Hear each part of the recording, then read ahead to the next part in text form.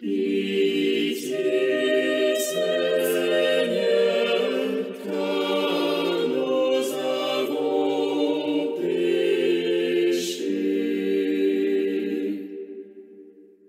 Pitié pour moi, mon Dieu, dans ton amour. Selon ta grande miséricorde, efface mon péché. Lave-moi tout entier de ma faute.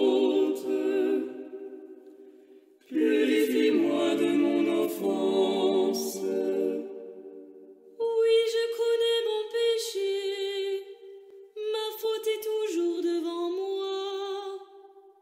Contre toi et toi seul j'ai péché. Ce qui est mal à tes yeux, je l'ai fait. Pitié, Seigneur, car nous avons péché. Le Seigneur soit avec vous et avec votre esprit. Proclamation de la bonne nouvelle de Jésus-Christ selon saint Marc, chapitre 4, versets 26 à 34.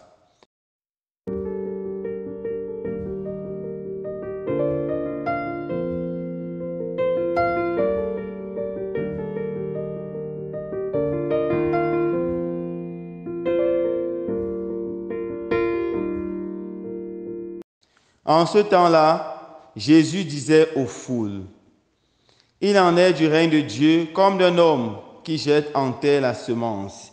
Nuit et jour, qu'il dorme ou qu'il se lève, la semence germe et grandit. Il ne sait comment. D'elle-même, la semence produit d'abord l'herbe, puis l'épée, enfin du blé plein d'épis. Et dès que le blé est mûr, il émet la faucille, puisque le temps de la moisson est arrivé. » Il disait encore, « À quoi allons-nous comparer le règne de Dieu? Par quelle parabole pouvons-nous le représenter? Il est comme une graine de moutarde.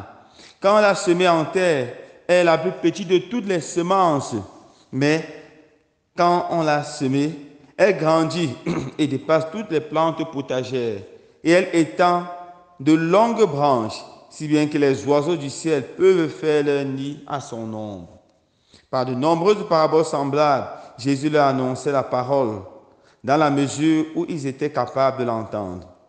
Il ne disait rien sans parabole, mais il expliquait tout à ses disciples en particulier. Acclamons la parole de Dieu. Louange à toi, Seigneur Jésus.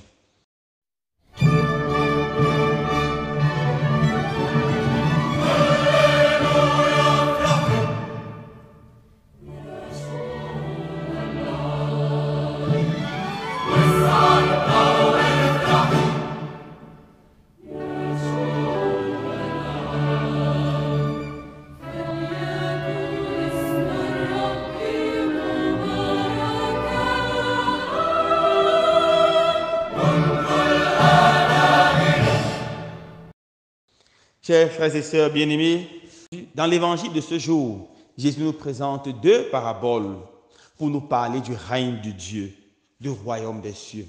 La première parabole est celle-ci. Jésus dit le règne de Dieu est comparable à un homme qui sème une plante, une petite plante, et il rentre chez lui tranquillement. Il dort, il continue sa vie et la nature fait le reste. La plante germe. La plante pousse progressivement, devient d'abord une herbe, puis une grande plante, produit du blé, produit des épices et finalement l'homme vient récolter. Dans cette parabole, le Seigneur montre quelque chose de très simple, la puissance de Dieu. La puissance de Dieu. Rien ne peut stopper l'avancée du règne de Dieu. Le règne de Dieu avance calmement, humblement, mais puissamment et efficacement. Les gens attendaient un Messie fort, guerrier, qui devait venir avec la force, avec la brutalité, instaurer le règne de Dieu. Mais je dis non. Le Messie est venu simplement prêcher la parole et l'Esprit Saint fait le reste. C'est l'Esprit Saint qui fait germer la parole dans le cœur des hommes. C'est l'Esprit Saint qui fait la parole pousser et finalement c'est l'Esprit Saint qui fait la parole produire du fruit. Jésus veut insister ici sur la force de la grâce. Frères et sœurs bien-aimés, n'ayons pas peur. Le christianisme ne pourra jamais mourir. Le christianisme sera persécuté. à cause des mauvaises doctrines qui vont s'élever. Des lobbies vont attaquer le christianisme, attaquer sa doctrine morale. Les gens vont prêcher, annoncer la destruction du christianisme, la destruction du saint évangile. Mais n'ayez pas peur. Le Seigneur fera le christianisme germer davantage et porter davantage de fruits. Faisons juste confiance au Seigneur. Abandonnons-nous au Seigneur.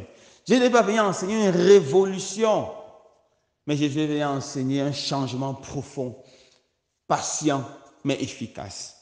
La deuxième parabole est celle-ci. Il dit, le règne de Dieu ressemble à un grain de moutarde qu'on sème. C'est l'une des plus petites plantes.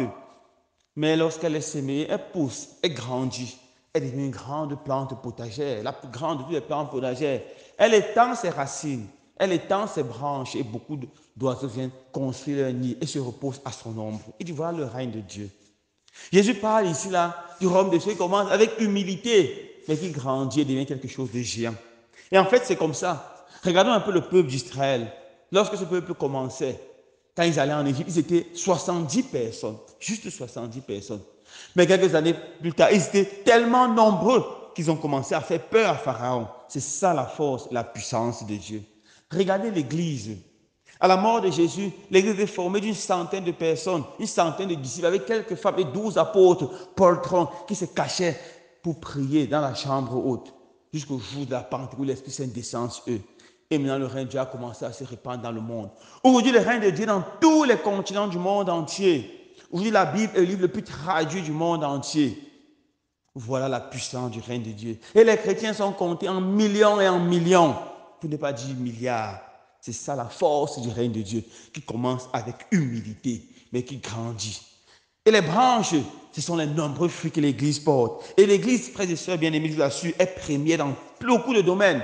Dans le domaine de la santé, les statistiques montrent que l'Église est la première institution qui s'occupe des pauvres, des malades, qui s'occupe des malades du sida, des malades abandonnés, les gens qui souffrent de la lèpre.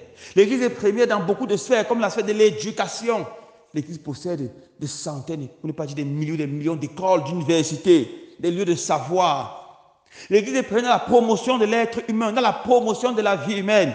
C'est l'Église qui va, la première, crier non lorsque la vie humaine est attaquée, en danger, lorsque les hommes se livrent à la guerre, lorsque des hommes meurent dans des accidents comme nous avons vu l'autre jour dans notre pays. L'Église doit dire non, non. Les hommes doivent prendre les responsabilités pour que la vie humaine soit préservée, sauvegardée avant tout, car c'est la chose la plus sacrée aux yeux de Dieu. L'Église est première dans le domaine de la charité et dans beaucoup d'autres domaines aujourd'hui encore, tels que l'architecture, la musique, la littérature. Regardez la quantité de livres qui sont produits par les hommes de Dieu, les théologiens, chaque jour. Oui, frères et sœurs, ce sont les nombreux fruits. Beaucoup de gens ont prophétisé la mort de l'Église. Mais je vous assure, frères et sœurs bien-aimés, l'Église continue à vivre et continuera son chemin. Et le règne de Dieu veut aussi grandir dans notre vie et doit grandir dans notre vie. Si, frères et sœurs bien-aimés, nous recevons le baptême et nous restons comme ça, nous ne mettons pas, nous n'exposons pas notre vie à la grâce de Dieu, le règne de Dieu ne va pas grandir en nous. Mais si nous exposons à la grâce de Dieu en priant régulièrement, personnellement et en communauté, en assistant à la Sainte Messe, en lisant régulièrement la parole de Dieu, en vivant les sacrements, spécialement le sacrement de la réconciliation et le sacrement de l'Eucharistie. Si nous ouvrons à Dieu, nous allons voir, après 1-2 années, quand on a fait l'évaluation, nous allons voir une personne totalement différente, que le Seigneur aura fait des merveilles dans notre vie et que le règne de Dieu aura avancé en nous. Demandez au Seigneur de nous donner la grâce de pouvoir laisser le règne de Dieu avancer dans notre vie. Demandez au Seigneur de continuer à bénir, à sanctifier l'Église, afin que l'Église grandisse en sainteté, grandisse en nombre. Et que tous les hommes du monde entier puissent reconnaître Jésus comme leur seul Seigneur et leur seul Dieu. Loué soit Jésus-Christ.